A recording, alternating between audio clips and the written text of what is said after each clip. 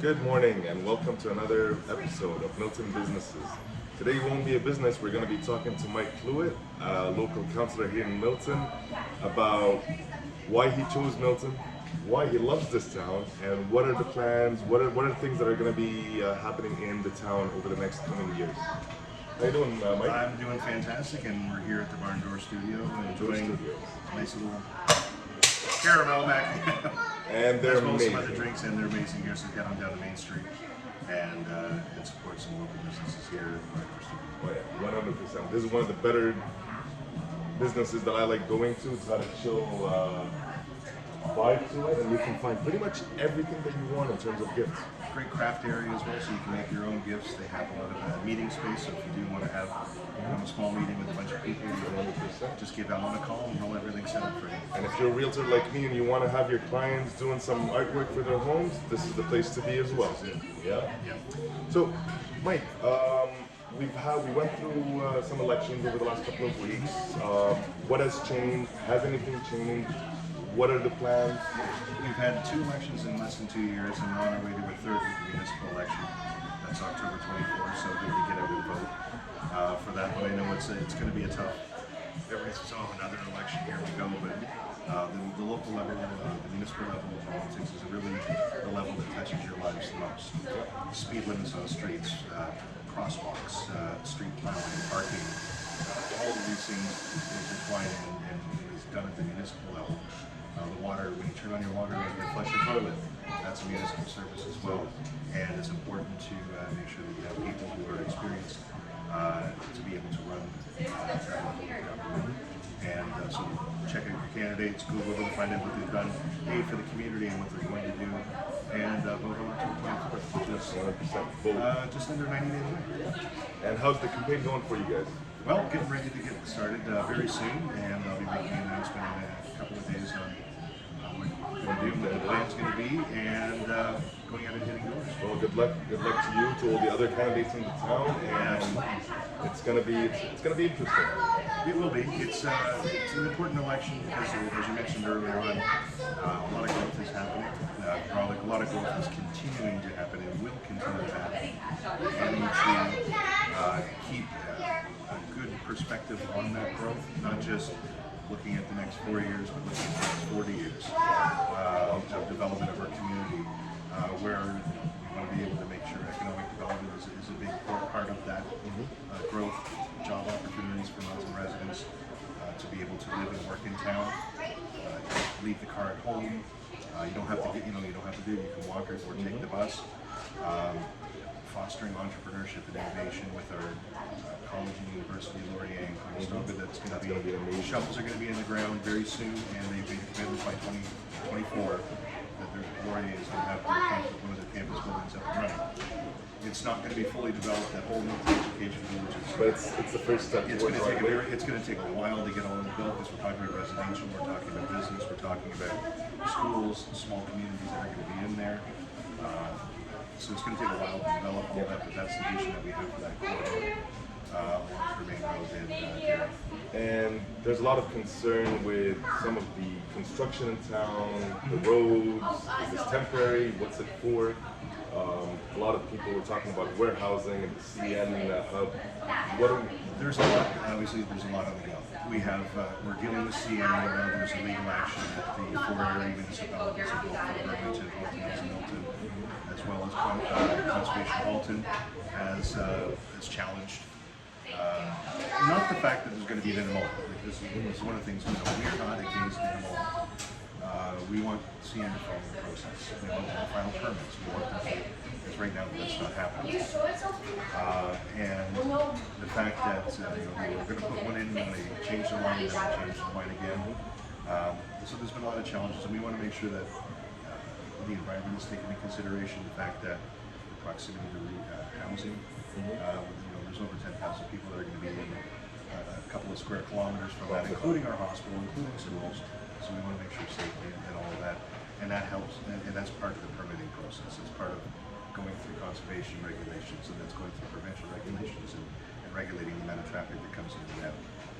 So that's a challenge that's still going on, and I know that we're probably going to be hearing something about that from the judge in a few months. Okay. So that's to be determined. Let's wait and see.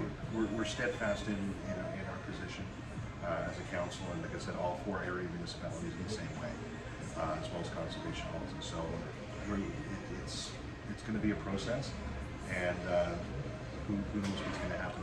Let's see what the judges say. We'll have to wait and see what the judge says on that.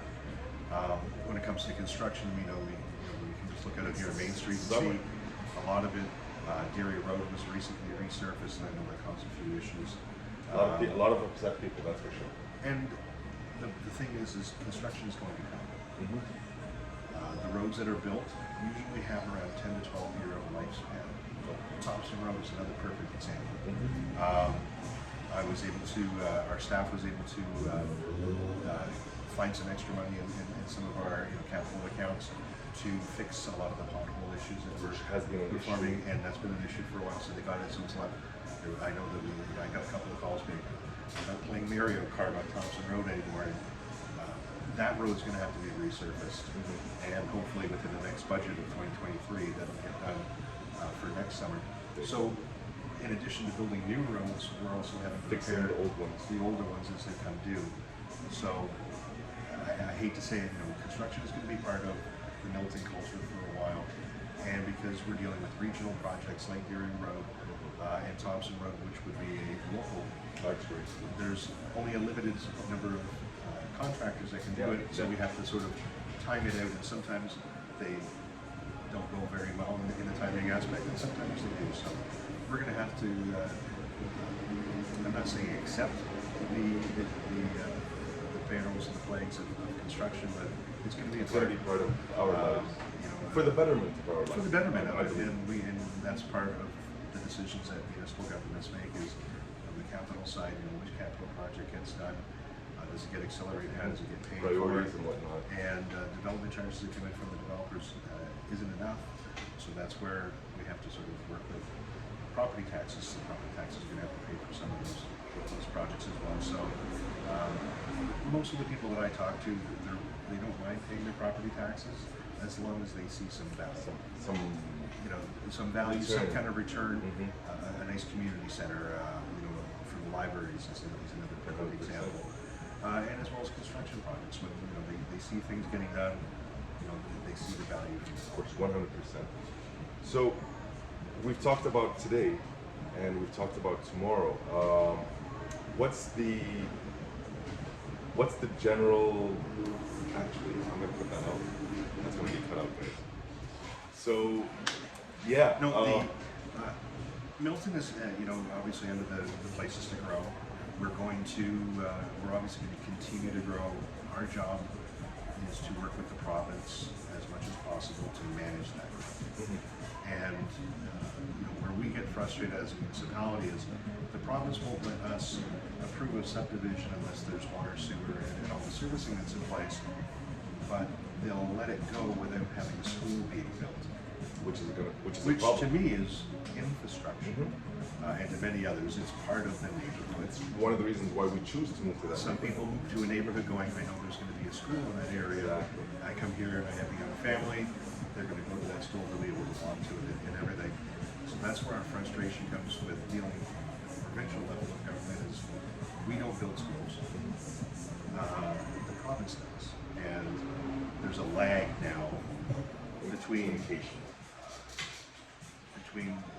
building a subdivision and then getting the schools. Like we're getting a little bit better over by in Ward 3, just south of Louis St. Laurent by Jamestown Parkway. We a few months back turned the ground on a number 9, so then there's a Catholic school as the homes are being built. So it's on par with the development. It's getting there. We are about, my estimation, probably the 6 schools behind, because we're building schools for a capacity of about 700, 800 students. And our trustee Candace will explain the reason why. Because why do you build bigger schools? Because we have 1,500 kids going to them. We have tons of portables. That's a problem. But 20 years from now, when the population has kind of leveled out, we're going to have these big, massive schools that are empty.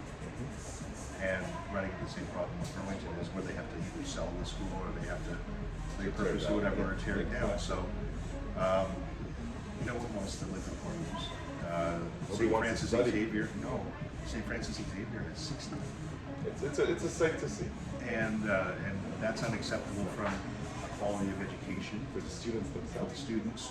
We don't want students spending all their entire school career And affordable. in a portal.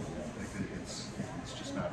I understand the need for them, but they can't be a solution to a permanent solution to things. So, and again, that's why we're constantly lobbying with the government. We have a really good relationship at the town with many of our councillors to work with the trustees at both the Catholic School Board and the Public School Board and helping them advocate to the province. So like we're a united front because we want to build these homes. We want to build a phrase that I coined many years ago called the complete community.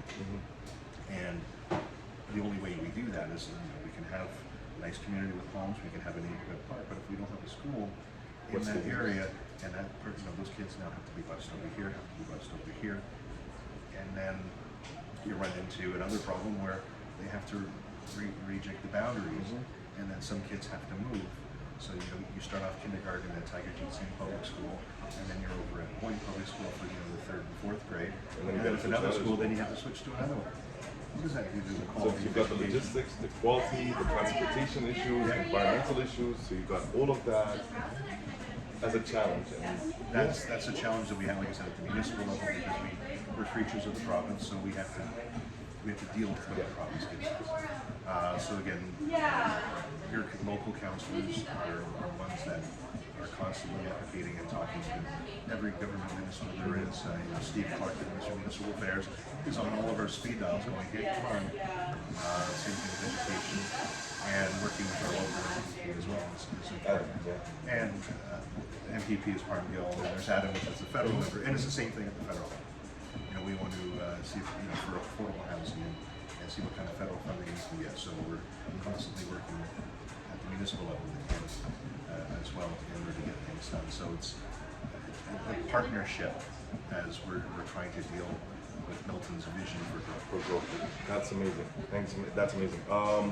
Any parting messages to the town of Milton, to our lovely Miltonians, before we head out? One of the things I just want to say is I know that the last 2 years have been tough, and it can't be overstated with COVID. We were in our homes for almost a year by ourselves, told not to go out, not to breathe on anybody. Stuck between four walls. Information was being thrown at us from the public health department, from federal and provincial health offices. There were times, during that pandemic, we closed down playgrounds because we didn't know if COVID was transferred through touch, and people were wearing rubber gloves, and it was just. It was a period of so unknown. hard. It was so hard on everybody from a mental health point of view, and from a social point of view, and from a business point of view. And one of the things that Milton did, and I know other communities did as well, but I know Milton really did. It was one of those communities that took charge and supported local business. Milton Strong, the organization, go to Facebook, Milton Strong. And Jeff and Paul, they started up this group, and they rallied the town. Within hours of the lockdown, I know there were a number of Facebook groups. People were saying, okay, if you're a senior, if you have limited mobility, if you can't, get out and go to get your prescription at the drugstore, let us know. Let us know. We'll have someone come by and pick it up for you and deliver it. It's the town It was feel the that came community out. that came Yes, exactly. That's the beauty of Milton. That community feel. With the town, we instituted the patio program for local businesses and restaurants when limitations were on inside dining. So we opened it up, and Miltonians came out in droves, and this is why it's continuing.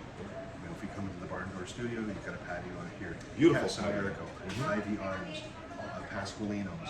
Pasqualinos took the back end of their restaurant, and you are in a lush. You're like, you don't even know that you're in the back of the building. You're in this beautiful thing. And Troy's Diner is another perfect example. Troy has got, it's got the fencing all set up, the dining experience, and like I said, Miltonians came out in droves for that. And this is my long way of saying Milton is, as Milton continues to grow, so is the size of his heart. The people that are moving here from other communities, from Mississauga, from Brampton, from Toronto, from all over, they're adopting what I call the Milton philosophy, the Milton mindset. Yeah. And you saw it, and now that we're at Canada Day was a great example of, on a moment's notice, I was able to work with the Salvation Army and create a food drive. At Canada Day, 685,000 food collected. Just like that, people came out and supported the thing, and that's what the beautiful part about this town is that we're all caring for each other. We're all the same vision where we want to go, and we're growing into that community. People who are coming in, they're adopting into it as well, and it's just going to make this town, as we continue to grow, even a better place. So keep doing that. As my friend Clark Somerville, who's a councillor up at Boston Mills, always says, be kind, be kind, be kind, and that's the way people are. So keep doing what you're doing, Milton. You're fantastic. We're blessed to be here. And yeah, it's truly a blessing. Thank you so much, Mike. No problem. Wonderful talking to you, and hopefully we'll be running into you during the campaign in a couple of weeks. Couple of weeks, everything's getting ready to go. Sounds good. Good luck to you and to everybody. Thank you. Take care. Wonderful day, guys.